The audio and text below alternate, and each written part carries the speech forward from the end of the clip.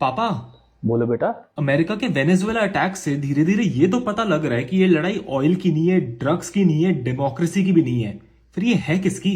बहुत अच्छा सवाल किया बेटा। अमेरिका ने इस महीने वेनेजुएला में ऑपरेशन एब्सोल्यूट रिजॉल्व शुरू किया। सबकी नजर ऑयल प्राइसेस पर है। पेट्रोल महंगा होगा, प्रतिबंध लगेंगे, सरकार बदलेगी। ये पुरानी कहानी लगती है, लेकिन ये सिर्फ ऑयल के बारे में नहीं है। वेनेजुएला के पास दुनिया का सबसे बड़ा ऑयल रिजर्व तो है, लेकिन दुनिया में तेल की कमी नहीं है। अमेरिका का शेल ऑयल, ओपेक की एक्स्ट्रा सप्लाई और स्लो ग्लोबल डिमांड से तेल सरप्लस में ही है। असली जंग ऑयल की नहीं है बेटे, समझो, रेयर अर्थ मेटल्स की है, खासकर कॉपर की, जो भारी कमी में है और कमी बढ़ रही है। आपको पता है, एक नई कॉपर माइन शुरू करने के लिए, उससे प्रोडक्शन लेने के लिए कम से कम 10 साल का समय लगता है। कॉपर आधुनिक दुनिया के लिए बहुत बड़ी नेसेसिटी है। बिना कॉपर के इलेक्ट्रिक गाड़ियां, green energy, data centre, AI और इलेक्ट्रिफिकेशन नहीं हो सकता। बेटा, आपने कभी सोचा है कि एक ईवी में पेट्रोल कार से 4 गुना ज्यादा कॉपर लगता है और एक एआई डेटा सेंटर उतना कॉपर इस्तेमाल करता है जितना एक छोटा शहर। ग्रीन एनर्जी अब मजबूरी है, मांग तेजी से बढ़ रही है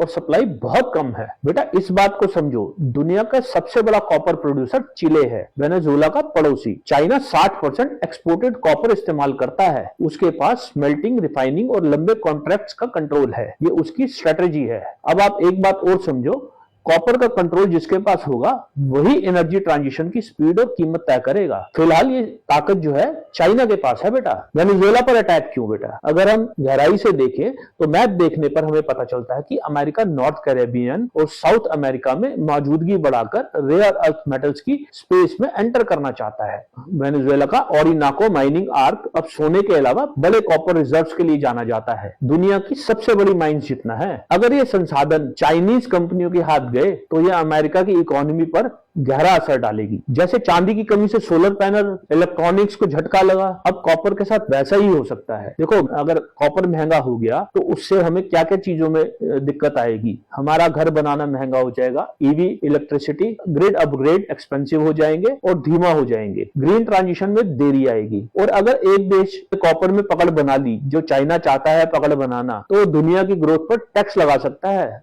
और वो भी बिना गोली चलाए। आप समझे, वो दुनिया का दादा बन जाएगा, बिना किसी चीज के वो दुनिया को रूल कर सकेगा। क्या ये कार्रवाई तेल और मादुरो के बारे में है या 21वीं सदी के इंफ्रास्ट्रक्चर को बचाने के लिए कॉपर वॉर की पहली चाल है? ये समझने वाली बात है। तेल सिर्फ भटकाने के लिए है, असली मिशन रेयर अर्थ मेटल्स है।